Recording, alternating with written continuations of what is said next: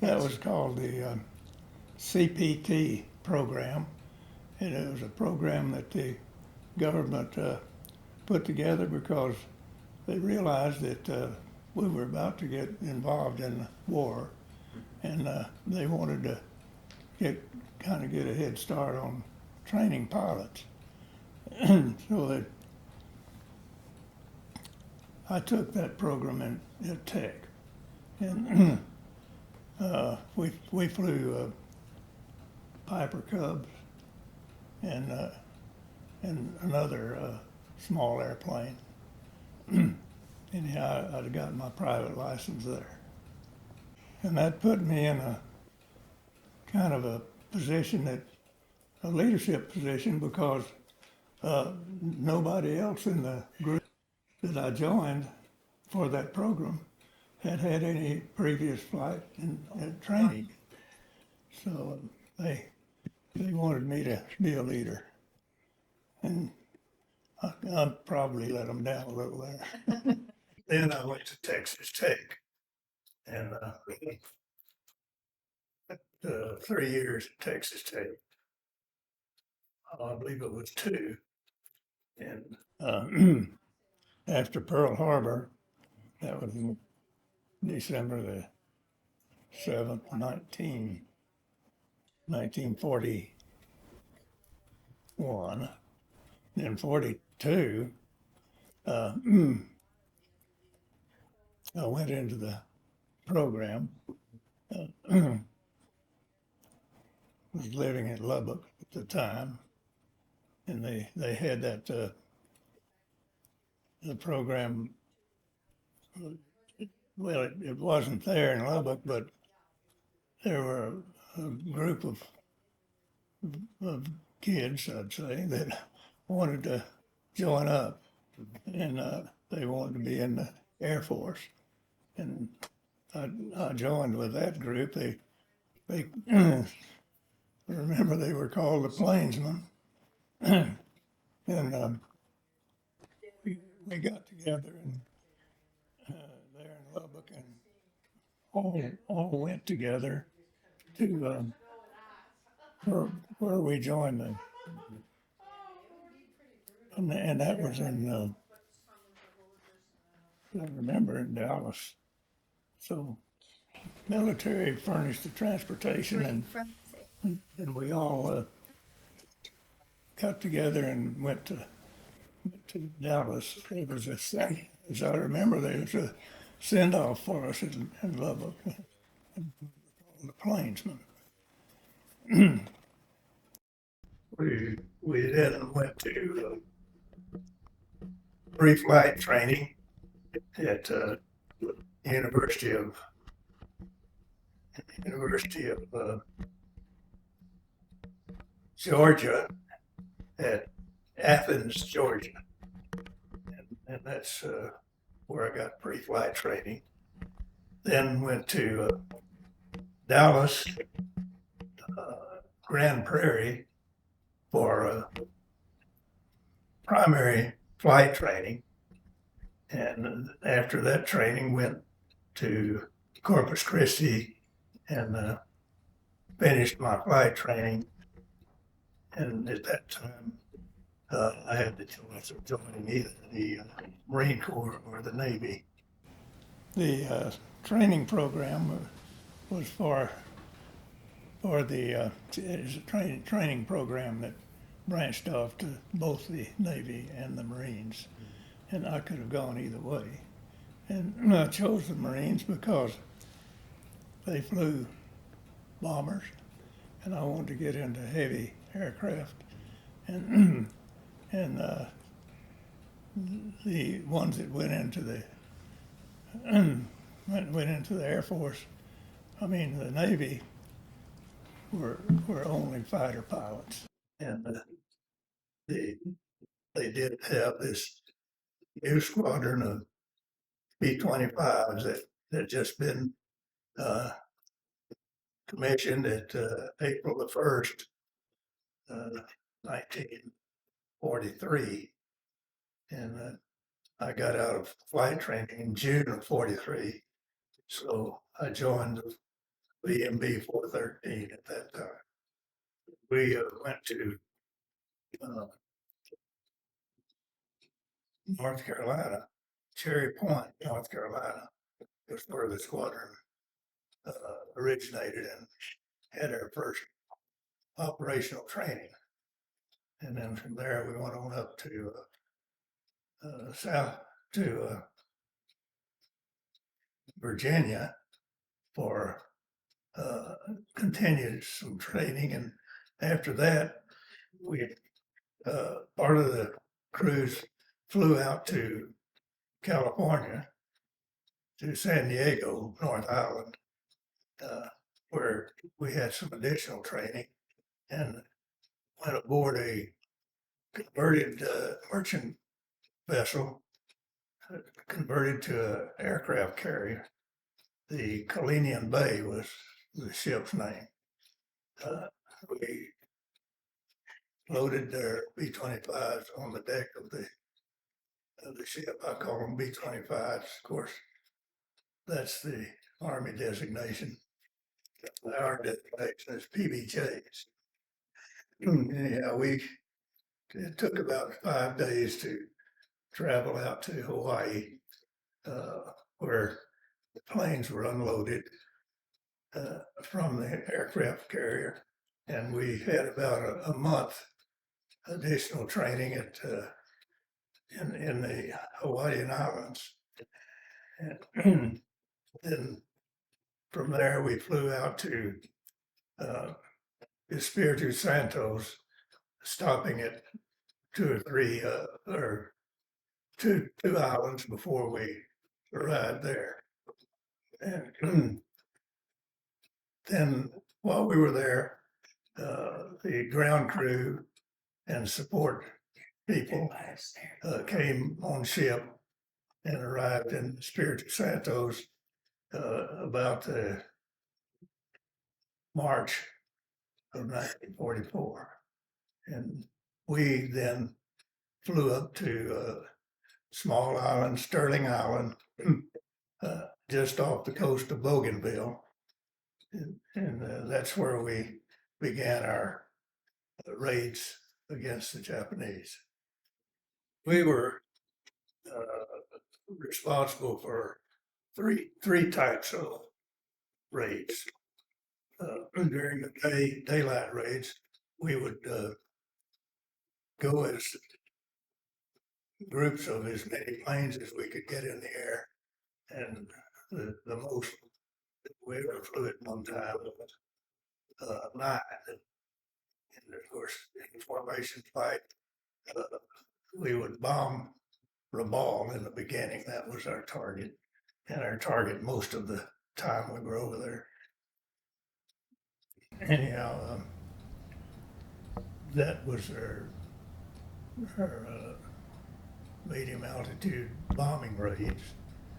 Most of the day missions were formation flights, where there'd be as many airplanes as we could into one formation to drop on a primary target that we could locate. Yeah, we did some low-level strafing missions. I'd say bombing and strafing. The bomb did not explode, but it opens up and allows all of the parachute bombs to float to the ground. And those were anti-personnel bombs, which anyone standing up and near one of them would really be hit. Then another type of raids was called night hackling. We would load our planes with as many 100-pound bombs as it would carry, and go up one plane at a time and fly over the target for about an hour, dropping a bomb about every 10 or 15 minutes. and or sooner, about every 5 minutes, I think. And then fly back home. Then another plane would pick up when we left the target and do the same thing. We kept a single plane over the target all night long. All we were doing was keeping the enemy awake, trying to harass them, just to keep them awake. That's why we call them heckling. Another type of mission was a submarine surveillance to try to find the subs. The Japanese did have some submarines in the area. Of course, they were very difficult to find because they usually were submerged. But that was another part of our activities. Well, if we were going on a mission, it would be up early, and we'd of course go to the flight line and be sure our plane is ready to fly. Then we'd load up and go on the mission, whatever it was. We're almost almost always flew in the same plane, but two or three times it wasn't available. They all had a two-number number. And ours was 26. We flew that plane more than any other plane, but none of us had a definite plane assigned to us. We were just able to get it. We liked it. I mean, got used to it, and every plane had a little bit different feel to it. It was a pretty easy plane to fly. Of course, nearly any plane is once you set the tabs to where it flies itself. They're all pretty easy to fly. It's hard for me to hear out of my left ear because of the motors on that plane did not have exhaust systems. They just had exhaust ports that came right off of the head of the piston. And it was really a popping sound and a loud noise. And of course, when we had our windows closed, it wasn't so bad, but when we were taxiing and on the ground, we kept the windows open. And I think that's what has destroyed my hearing. Our flight gear was always the same. Nothing very special. It was just our usual clothing that we wore around camp. We all had a headset so that we could communicate between the crew members too. I guess about the only thing extra was we did carry a sidearm. It was a .45 caliber handgun. I guess the most memorable event was the time we were shot down. We had made, this was after we moved from Sterling Island to London, which is a little further south. And we could not fly to Rabaul from Munda, but we did have some targets in the area. The Japanese had a control of an island called Choiseul, and we made a daylight raid on Choiseul one day with, I think we had 5 planes for that raid. And It was a low-level bombing and strafing raid on the Japanese installation on the island.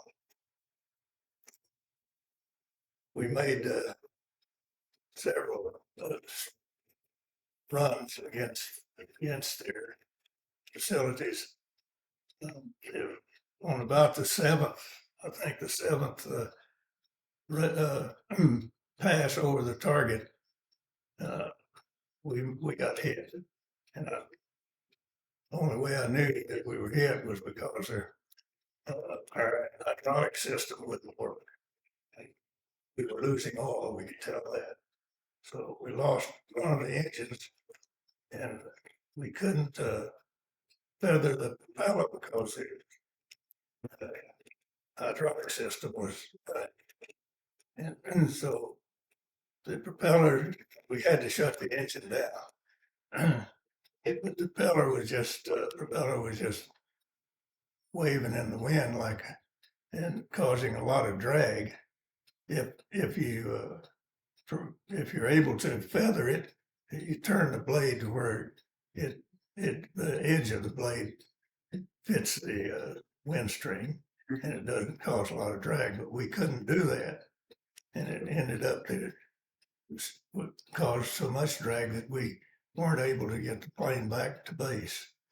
We were about 50 miles short of returning safely, and we had to ditch the plane in the water. Fortunately, everybody got out. No one was seriously hurt, and we had our tail gunner had been shot, but he wasn't hurt very bad. We put a little bit of sulfa. Could use sulfa then for injuries. I don't think they use that anymore. But anyhow, I put a little patch on him, and he was okay.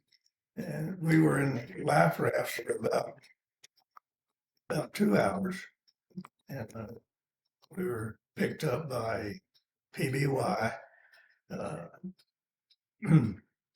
And coincidentally, that was the plane that I had my advanced flight training in. So I was pleased to see it. That was probably the most memorable event.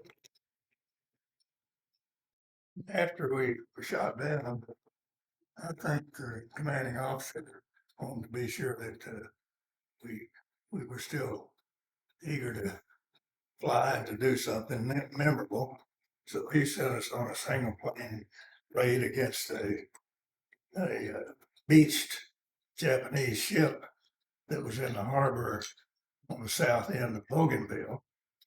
And it was suspected, and I think it's true, that the Japanese had some of their higher echelon there and were directing some of their activities.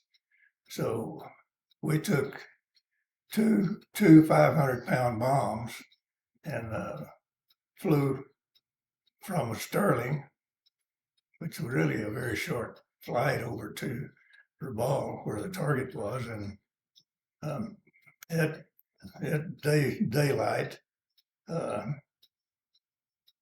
sun behind us, we were able to go over a rather low hill and head toward the target. And it was difficult for them to see us. However, we did see some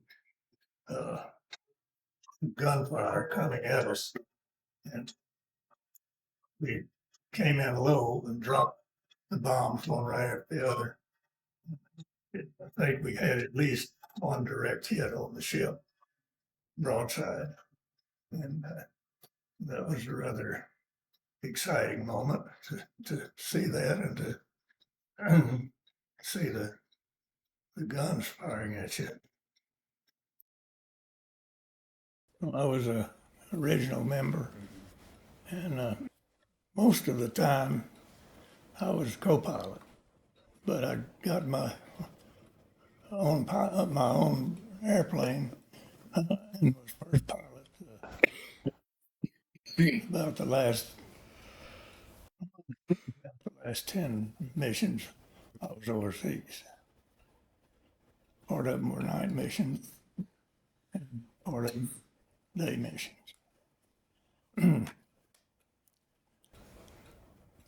That's the usual procedure for the co-pilot to advance to first pilot. Had a complete new crew for the last few missions.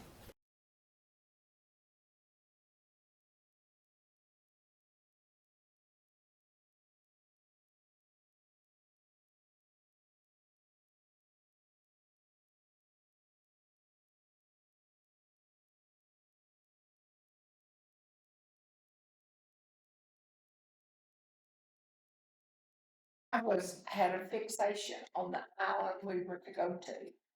And he said, I knew in my mind I could get us there. But Jim was a smart one. He knew the top wouldn't feather. And he knew they wouldn't land smooth on the water, that it may turn. And, but they landed smoothly. And he said that was because of Jim's quick thinking and right thinking. Wow. And then when they got in the water, they were missing one man, and I didn't know this until his name was Tommy Thomas, and he was a gunner. I don't remember which gunner, Jim. Middle gunner. He was gunner for the turret gun. The turret gun. Anyway, they said, well, we're missing Tommy Thomas. And Jim says, well, I'll take care of that. So he dove back under and found Tommy, and he was tied up in his parachute, and he couldn't get out. So Jim got him out of the parachute. And I didn't know that until we were married, and Jim never tells it. He said, that's the kind of man Jim Merriman is. And then he didn't tell you this either. I don't remember the year, Jim, but it was 50 years after he received the Distinguished Flying Cross here in Midland. Out here, you have some papers on that, Jim, and a picture. You have to fly so many missions in order to get a Distinguished Flying Cross. And Tommy Thomas, who Jim saved, was very instrumental in this group. I wish you had known him. He was a really fine man. He owned about 7 Chevrolet dealerships in Florida and different places. He later made it very well, Right. And he's the one who's responsible for this group getting together. And he is the one responsible for his crew of 7 receiving the Distinguished Flying Cross.